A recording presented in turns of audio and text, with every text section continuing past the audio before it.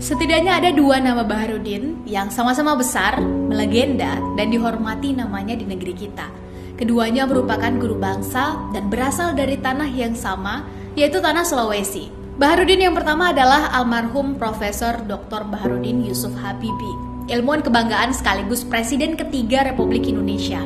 Dan Baharudin yang kedua adalah almarhum Profesor Dr. Baharudin Lopa, sang jaksa agung kebanggaan yang namanya melegenda walau sudah lama pergi meninggalkan kita. Dan dalam video ini kita akan membahas tentang sosok yang kedua ini. Baharudin Lopa lahir di Polewali Mandar tanggal 27 Agustus 1935. Baharudin Lopa adalah pendekar hukum yang melegenda. Namanya akan selalu dikenang sebagai seorang pejabat dan penegak hukum yang telah memberikan teladan integritas yang sesungguhnya. Lewat nilai-nilai kejujuran, kesederhanaan, dan keberanian yang ia pegang teguh hingga akhir hayatnya. Semasa hidupnya, beliau pernah menjabat banyak jabatan penting, di antaranya sebagai Duta Besar, Dirjen Lapas, anggota Komnas HAM, Menteri Kehakiman dan HAM, serta menjadi Jaksa Agung. Dua jabatan terakhirnya itu dijabatnya pada masa Presiden Abdurrahman Wahid atau Gus Dur. Hidup Baharudin Lopa bisa dikatakan sebagai hidup yang bernyali dan bertaring, berani menantang arus dan penuh adrenalin. Sedari awal memegang jabatan, Baharudin Lopa dikenal berani, tidak berkompromi dan pandang bulu dalam menangani dan mengungkap berbagai kasus. Dari mulai kasus para penguasa lokal yang biasanya tidak tersentuh oleh hukum, kasus pengadaan Al-Quran fiktif Departemen Agama yang melibatkan sahabatnya sendiri, kasus petinggi DPR, kasus KKN para konglomerat atau para taipan, kasus KKN Menteri Negara, kasus dugaan KKN keluarga wakil presiden, hingga kasus dugaan KKN yang melibatkan mantan presiden. Keberanian dan kesetiaan beliau pada prinsipnya itu bisa terlihat dari ungkapannya. Kendati kau palakan karam, tegakkan hukum dan keadilan. Jangan takut menegakkan hukum dan jangan takut mati demi menegakkan hukum. Selain sebagai sosok yang berani dan tegas, Baharudin Lopa juga dikenal dengan sosok yang jujur, sederhana, dan anti suap. Beliau tidak suka menerima parsel ataupun hadiah, tidak suka mempermainkan perkara demi uang, sangat pantang menggunakan fasilitas dinas untuk kepentingan pribadi atau keluarga.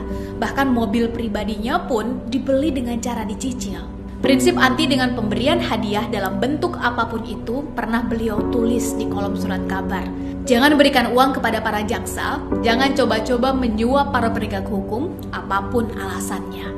Dan dalam kesempatan yang lain, beliau juga pernah menyatakan bahwa dirinya tidak perlu diberi hadiah karena ia memiliki gaji. Yang perlu diberi hadiah adalah rakyat yang memang susah. Iskandar Muda, anak dari Baharudin Lopa, mengenang salah satu ucapan dari almarhum ayahnya. Bapak tidak mampu memberi kalian lebih dari yang Bapak mampu. Bapak tidak mau memberi kalian makan dari sumber-sumber yang syubhat, haram, dan melanggar hukum. Begitu kenang Iskandar Muda dalam bukunya. Baharudin Lopa meninggal tanggal 3 Juli 2001 di Rumah Sakit Al-Hamadi Riyadh, Arab Saudi, ketika menghadiri undangan acara pergantian pejabat kedubes sekaligus berumrah. Penyebab meninggalnya tidak diketahui secara pasti. Ada yang menyebutkan karena kelelahan, ada juga menyebutkan karena kegagalan jantung.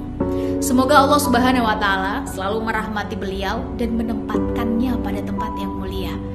Dari cerita almarhum Profesor Dr. Baharudin Lopa ini, kita bisa belajar bahwa menjadi pejabat yang baik, jujur, berprestasi dan amanah dengan jabatan itu tidaklah mustahil untuk dilakukan, sepanjang benar-benar memiliki komitmen untuk melakukannya.